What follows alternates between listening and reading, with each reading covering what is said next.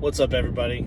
So I wanted to talk a little bit about a summary of what's going on so that I can keep it for archive purposes, but I can also explain what's transpiring. So at this point, the judge has ordered a writ of possession, even though I have a trial set for September of 2020. Now, the writ of possession physically removed me from the house under the threat of going to jail if I refuse, and that's on recording from Charlotte County Sheriff's Office. So that is a deprivation of property without due process because I haven't had a proper accounting. So the judge has basically participated in deprivation of property and fraud, which is against the Constitution of the United States that she's sworn an oath to uphold, which means that essentially she's committed treason in writing. So, but the judge needs to know, people need to know when they're committing crimes, and they need to know when they're breaking the law so that you can take away their ignorance. If they choose not to listen to you when you call them out, that's their problem, as long as you've documented the fact that you've called them out.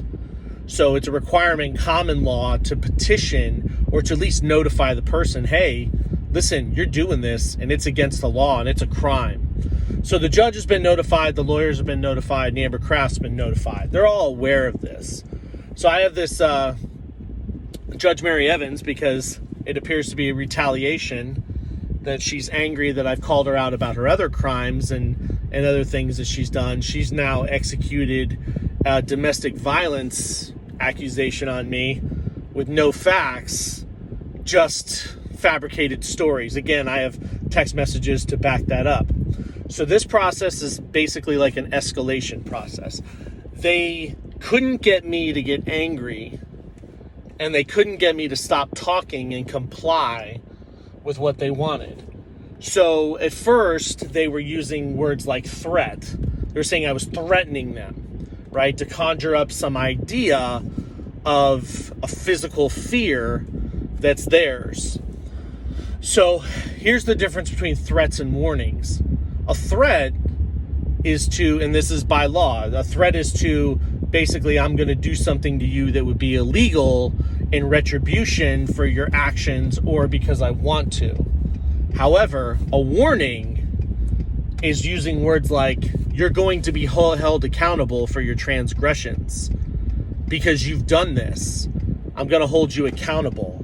Accountable is not a threat. Accountable is a warning, and I've already expressed repeatedly that I'm not going to break any laws, and I'm going to execute the law to how it's been written to get that accountability or that justice, as Alexander Hamilton referred to it, just revenge that I'm entitled to. So I'm entitled under our Constitution to just revenge. And I'm entitled to hold them accountable for transgressions. That's how the law works. That's what the law is it's the foundation to achieve that. They don't want to acknowledge it. So what they're doing is they're using a gaslighting process. This gaslighting process, what they do is they prod you and poke you, and they make all these false accusations, they make all these false claims, and they conjure up their own fear, and then they deprive you of your property, they steal everything, and they do it. Well, before they're doing it, they'll tell you that you're paranoid, right? They'll make up some psychological defect. Then, after they do it, they'll conjure up fear that's theirs and then put it on you that you're the one that caused it. When you didn't cause anything, they're basically breaking the law on a bunch of criminals, and this is the little game that they play. But you're not going to... So this is a divorce situation. Now it's a domestic violence situation with a bunch of accusations. There's a hearing June 21st, 2021 at 9 a.m. at the Charlotte County Justice Center where me and Judge Evans are going to have our little, whatever goes on.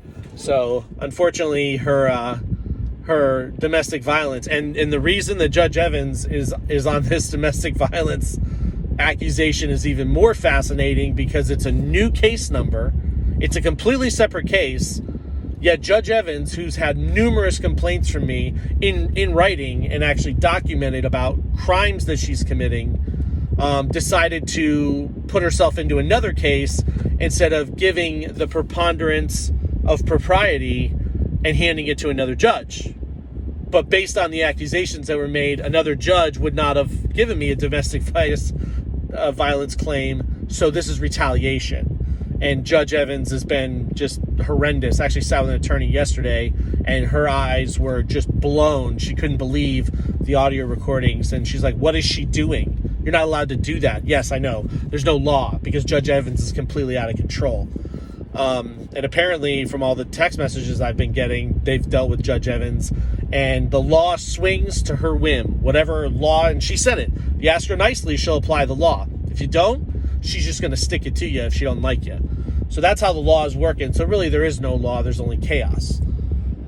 So this escalation phase, I'm not going to win in the divorce court, and I'm not going to win. They're gonna apply it. Listen, Judge Evans, no matter what happens, is going to apply this domestic violence, whatever accusation. So what I'm going to have to do is let her do it because I can't stop her.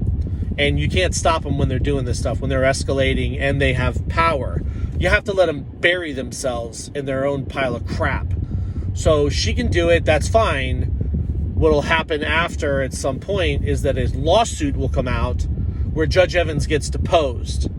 And then she's going to have to prove that she was actually applying the law. So were her lawyers, and so will Amber Kraft. They're going to have to prove that it wasn't defamation of character and slander to achieve something. So it'll be a completely separate case. And in those depositions and in that trial is where they're going to have to open up that they fabricated the whole thing and they just kept going. Now, the reason they keep going is because they can't see, or they don't want to see, the fact that they're committing all these crimes, and they're angry. When you're angry and you make bad decisions, they're just pissed because I wouldn't comply. So now this is retaliation. That's all it is. It's just retaliation. But it's a game and it's a process. You got to go through it. What they want me to do is they want me to get angry. They want me to get angry and they want me to break the law.